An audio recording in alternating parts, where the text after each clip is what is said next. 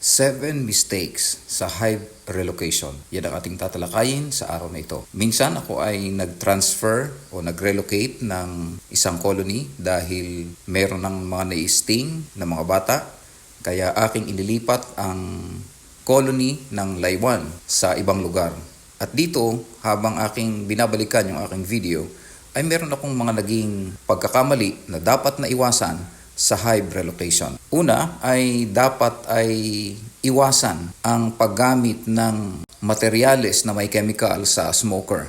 Kagaya ng ginamit ko na yun ay yung tray ng itlog na yan pala ay may mga chemicals na pwedeng magbigay sa atin later in life ng COPD o Chronic Obstructive Pulmonary Disease.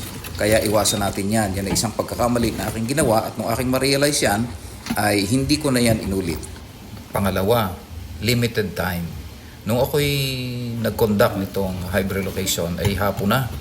Ay nangangailangan pala ito ng mahabang panahon kaya dapat ay bibigyan natin ng time para hindi tayo nagmamadali.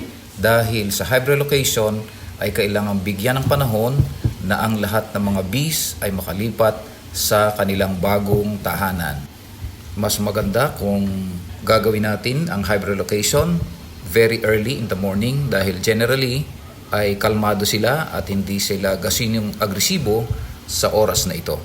Pangatlong pagkakamali na aking ginawa ay ang pagtatanggal ng lahat ng saray ng sabay-sabay. Kita nyo, halos sabay-sabay na nalaglag yung tatlo na bumagsak doon sa sako na aking inilatag.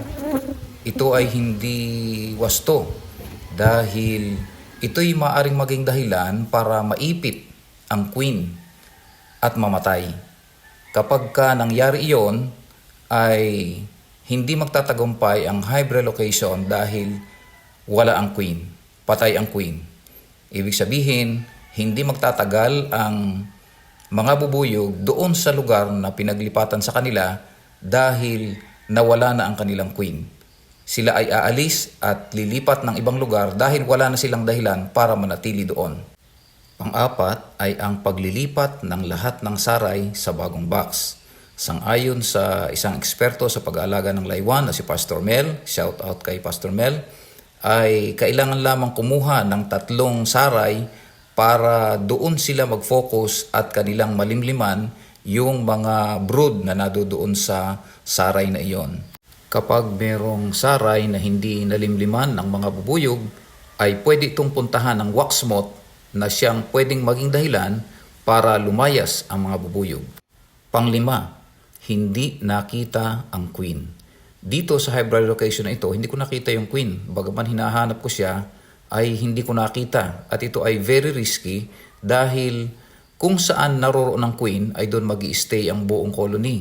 Kaya kapag hindi nakita ang queen, ay lilipat sila doon sa box na bagong tirahan nila, kaya lang hindi sila magtatagal at sila ay aalis din at pupunta sa ibang lugar dahil wala na silang dahilan para manatili doon. Kaya kailangang makita ang queen. Dahil siya ay naglalabas ng pheromone o ng isang uri ng amoy na sinusundan ng mga bubuyog at kung saan naroon ang queen ay doon sila mananatili.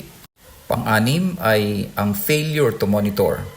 Dapat nabibisita agad. Ito ay hindi ko nabisita agad at nung aking balikan ay nilalanggam na.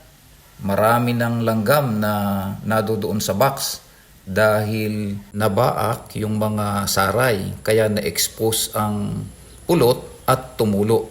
Ito ngayon ay naging attractant sa mga langgam. Ayan, dyan dumaan sa sanga na yan yung mga langgam na nakadikit pala yan doon sa box galing doon sa puno. Kaya nakapasok sila, nakapunta sila doon sa box. Kaya mahalaga na bisitahin ang mga bagong lipat nating bubuyog. Ito pa ang isang kalagahan kung bakit kailangang bisitahin. Napansin nyo ay sila ay nagkukumpol ay doon sa ibabaw. Wala doon sa saray. Hindi sila nakalimlim sa saray. Kaya at risk yung saray na pwede silang mamatay yung mga baby na bubuyog doon. Pang-7 ay ang improper na spacing. Napansin nyo, yung mga frames ay maluluwang ang pagitan at hindi yun maganda dahil may nire-regulate silang temperature ay mahirap sa kanila mag-regulate ng temperature kapag malalaki ang pagitan ng mga frames. Sang-ayon kay Pastor Mel, dapat ang distance niya ay yung sapat na makakadaan ang bubuyog doon sa pagitan ng mga frames. Kaya dapat ay mas dikit-dikit ang frames na ito sa pagkakalagay doon sa loob ng box na iyan na bago para mas ma-regulate nila ang temperature na doon sa loob ng colony nila, dahil kapag hindi ay pwedeng mamatay ang mga itlog o yung mga larva na nadoon sa loob ng colony kapag hindi na-regulate ang temperature. Kung may natutunan ka sa video na ito, ay inanyayahan kita na mag-subscribe, mag-like, at mag-share sa family and friends. See you in the next video.